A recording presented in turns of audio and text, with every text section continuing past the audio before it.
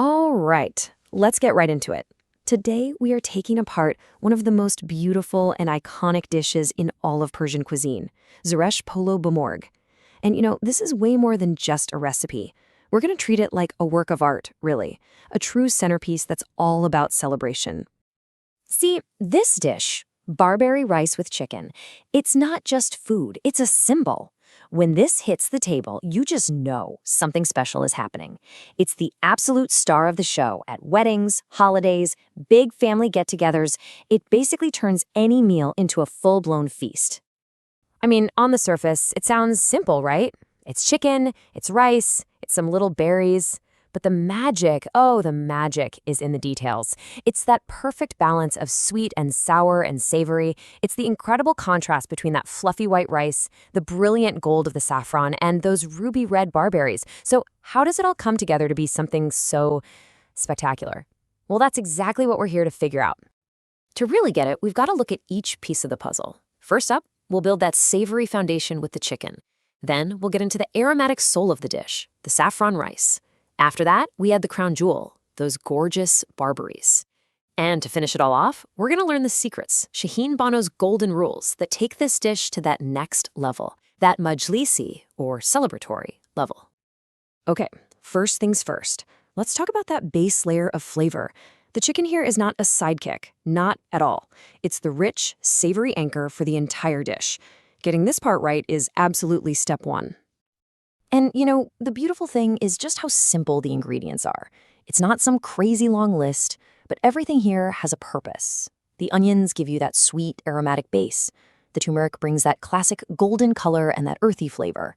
And boom, together, that's your foundation. The process itself is just as straightforward. It's really a simple three-step dance. First, you wake up all those amazing smells by sautéing the onions. Then you sear the chicken. This is key for getting that great color and locking in all the juices. And then comes the most important part. You add your spices and water, and you just let it simmer. This is what makes the chicken unbelievably tender and creates that rich, delicious sauce. And here's the thing. You have to be patient.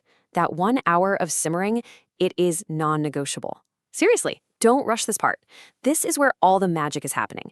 The chicken soaks up all that flavor, the meat gets so tender it just falls off the bone, and all that liquid reduces down into this incredible sauce you'll use later.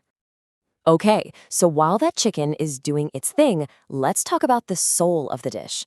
The rice, or the polo, is so much more than just a filler. Once it's infused with saffron, it becomes this fragrant, fluffy heart of the whole experience. It's this smell that just screams Persian food. And again, look how simple this list is, but it's all about how we use these ingredients. The real star here is the brewed saffron. You see, by grinding those threads and letting them bloom in hot water, you're not just adding color. You are unlocking this potent, incredible aroma that's going to find its way into every single grain of rice. The technique here is really cool. It's all about infusion. So after you par cook the rice, you make this super fragrant base at the bottom of the pot with oil and some of that saffron. Then when you put the rice back into steam, all that aromatic vapor just rises up and through every grain. That's the secret to getting perfectly fluffy, fragrant rice every time. And now for my favorite part, the element that literally gives the dish its name, the zereshk, or barberries. These tiny, tart little things are the crown jewel. They add this brilliant pop of color and a burst of sweet and sour that just cuts right through all the richness of the chicken. It's perfect. You only need 3 things to make these little berries shine. You've got your barberries, a little butter or oil to make them glisten, and a spoonful of sugar. Now, the sugar is really important. It's not there to make them taste super sweet, but to perfectly balance out their natural tartness, which can be pretty intense. Okay, handling barberries is a delicate business, and it happens fast. You're going to gently melt some butter, toss in the berries and sugar, and just stir them until they plump up and get all shiny. We're talking a minute here, maybe 2 max. It's all about being gentle. And listen up, because this is the #1 mistake people make.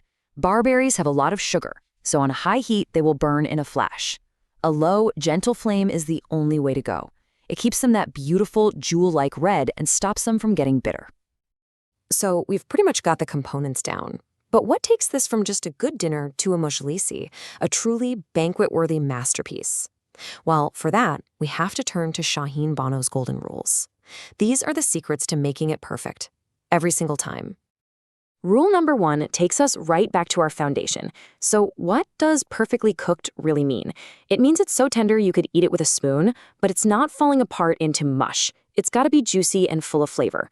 Remember that 1-hour simmer we talked about? This is exactly why it's so critical. Her second rule is all about getting the most out of our most precious ingredient. Just sprinkling some saffron powder on top is not going to cut it. Brewing it first unleashes its full power. It literally doubles the impact, both in the color and that amazing aroma. This is what gives the rice its soul. And Shahin Banoo's last rule brings us back to our most delicate job. That gentle flame for the barberries, it's not just a suggestion, it's the whole secret. It's what gives you that glistening ruby red finish that just makes the whole dish pop. It's the difference between good and truly special. All right, deep breath. We've perfected each and every part. The tender chicken, that fragrant rice, those glistening barberries. Now it's time for the grand finale. This is where we assemble all our hard work into one stunning presentation. And plating this is really an art form. You take a bit of your steamed rice and mix it with the rest of your beautiful brewed saffron. That becomes your golden paint. Then, on a big platter, you make a mountain of the white rice, and you decorate it with streaks of that golden rice. And then you cascade those jewel-like barberries all over the top. The tender chicken pieces go right alongside, and then you pour that rich, savory sauce all over them. And there it is, the masterpiece, complete. The perfect thing to say right now is Nushajan. It's a Persian phrase that means something like, may it be a delight to your soul. It's just a beautiful way to serve a dish that you've put so much love into. So when you see how all these simple parts come together to create something that just screams celebration, it really makes you think, doesn't it? Every culture has a dish like this, one that's way more than just a list of ingredients. So what's that dish for you? What's the food in your life that tells a story of joy and family and big moments?